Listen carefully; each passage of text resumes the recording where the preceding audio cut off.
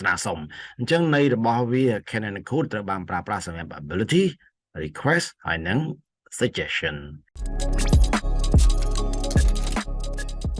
កាលពីវីដេអូលើកមុនលោកអ្នកបានសិក្សារួចមកហើយទាក់ទងជាមួយនឹងការប្រើប្រាស់នៅប្រភេទ auxiliary verbs មានដូចជា to be to do ហើយនិង to have នៅក្នុងវីដេអូនេះខ្ញុំនឹងបង្ហាញលោកអ្នកពាក់ព័ន្ធជាមួយនឹងការប្រើប្រាស់នៅប្រភេទ modal auxiliary verbs តើអ្វីទៅជា modal auxiliary verbs modal auxiliary verb ត្រូវបានគេប្រើប្រាស់ដើម្បីបូកជាមួយនឹងកិរិយាសព្ទដទៃទៀតដើម្បីបង្កើតទៅជាប្រយោគស្របប្រយោគសំណួរឬក៏ប្រយោគបដិសេធហើយអត្ថន័យរបស់ modal នីមួយៗគឺមានន័យផ្សេងទៅគ្នាទៅតាមស្ថានភាពដែលគេចង់ប្រើប្រាស់គេអាចប្រើប្រាស់វាជាបច្ចុប្បន្នកាលឬក៏អនាគតកាលហើយវាមានន័យផ្សេងគ្នាឥឡូវយើងមើលគូទី1ទាក់ទងជាមួយនឹង modal verb can ហើយនិង could ពេលខ្លះលោកអ្នកឃើញ can ពេលខ្លះលោកអ្នកឃើញ could modal verb ពីនេះគឺវាត្រូវបានប្រើប្រាស់ដើម្បីបញ្ជាក់អំពី ability ណាគឺតាក់ទងជាមួយនឹងសមត្ថភាពតាក់ទងជាមួយនឹង request ណាតាក់ទងជាមួយនឹងការស្នើសុំហើយតាក់ទងជាមួយនឹង suggestion អញ្ចឹងន័យរបស់វា can and could ត្រូវបានប្រើប្រាស់សម្រាប់ ability request ហើយនិង suggestion ចំណែកឯ modal may ហើយនិង might ពីនេះគឺគេប្រើប្រាស់ដើម្បីបញ្ជាក់អំពី permission ណាគឺការអនុញ្ញាតហើយជាមួយនឹង possibility ហើយជាមួយនឹងលទ្ធភាពអ្វីដែលអាចនឹងកើតឡើងអញ្ចឹងបើតាក់ទងជាមួយនឹងការអនុញ្ញាតតាក់ទងជាមួយនឹងអ្វីដែលអាចកើតឡើងគេប្រើ may ហើយជាមួយនឹង might ចំណែកឯ must គឺគេប្រើប្រាស់វាដើម្បីបញ្ជាក់អំពីអ្វីដែល necessity ដែលចាំបាច់ហើយនឹង obligation ហើយនឹងកាតព្វកិច្ចបើយើងចង់បង្ហាញអំពីភាពចាំបាច់និងកាតព្វកិច្ចគេយក must ណាយកមកប្រើចំណែកឯគូ will ហើយនឹង would នេះវិញម្ដងគេប្រើប្រាស់ will ឬក៏ would ណានៅក្នុងលក្ខខណ្ឌតាក់ទងជាមួយនឹងការថា willingness ណាតាក់ទងជាមួយនឹងឆន្ទៈ promise តាក់ទងជាមួយនឹងការសន្យា request តាក់ទងជាមួយនឹងការស្នើសុំ prediction តាក់ទងជាមួយនឹងការទស្សន៍ទាយនៅខាងមុខហើយជាមួយនឹងគេថា invitation ណាការអញ្ជើញផងដែរអញ្ចឹងលក្ខខណ្ឌបែបនេះគេប្រើ will ហើយនិង would ចំណែកឯ I'm sure ឬមួយក៏ should នេះវិញម្ដងគូនេះគេប្រើប្រាស់ដើម្បីបញ្ជាក់អំពីគេហៅថា offer នៃការផ្ដល់ឲ្យ suggestion តាក់ទងជាមួយនឹងការ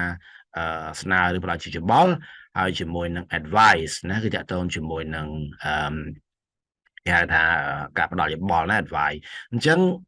ន័យរបស់ modal នីមួយគឺវាមានអត្ថន័យផ្សេងពីគ្នាណាហើយការប្រើប្រាស់របស់វានេះគឺទៅតាមអត្ថន័យដែលអ្នកប្រើប្រាស់គាត់ចង់ប្រើណាដើម្បីបញ្ជាក់ឲ្យច្បាស់ទៅតាម modal នីមួយហ្នឹងអាចប្រើបានយ៉ាងដូចម្ដេចជាមួយនឹងខ្លឹមសាររបស់គ្នាដែលខ្ញុំទើបតែបញ្យល់ឥឡូវលោកអ្នកទៅក្រឡេកមើលឧទាហរណ៍នៅខាងក្រោមនេះដើម្បីបញ្ជាក់ឲ្យច្បាស់តើគេប្រើយ៉ាងដូចម្ដេចចំពោះmodal ទាំងអស់នេះឥឡូវយើងមើលទាំងអស់គ្នានៅក្នុងនេះយើងមានឧទាហរណ៍ទាំងអស់ពាក់ព័ន្ធជាមួយនឹងការប្រើប្រាស់ modal នេះហើយទី1យើងមានពាក្យថា can ណាឧទាហរណ៍ I can swim ខ្ញុំអាចហាត់ទឹកបានអញ្ចឹងអាចកន្លែងនេះ can វាមានន័យថាជា ability ណាគឺតាក់ទងជាមួយនឹងគេថាលទ្ធភាពដែលយើងអាចធ្វើបានខ្ញុំអាចហាត់ទឹកបាន I can swim ឧទាហរណ៍ទី2 could you help me គឺតាក់ទងជាមួយនឹង request ណាគឺតាក់ទងជាមួយនឹងការស្នើសុំ could you help me តើអ្នកអាចជួយខ្ញុំបានទេឧទាហរណ៍ទី3 may I go first ហើយចឹងយើងប្រើជាមួយនឹង modal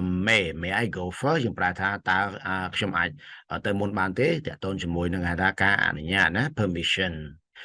ឧទាហរណ៍ទី4 it might not rain tonight អូខេអញ្ចឹងយើងប្រើជាមួយនឹង modal might ណាជួនកាលយើងអាចប្រើជាមួយ negative ក៏បានដែរស្រាប់តែយើងចង់ប្រើទេ it might not rain tonight អញ្ចឹងតាក់ទងជាមួយនឹងគេហៅថា prediction ការទស្សន៍ទាយមានថាម៉េចវាប្រហែលជាមិនភ្លៀងទេនៅយប់នេះយើងទាយទុកមុនណាទី5ឧទាហរណ៍ទី5 you must wear a uniform អញ្ចឹងកន្លែងនេះគឺមានន័យថាម៉េច you must អ្នកត្រូវតែ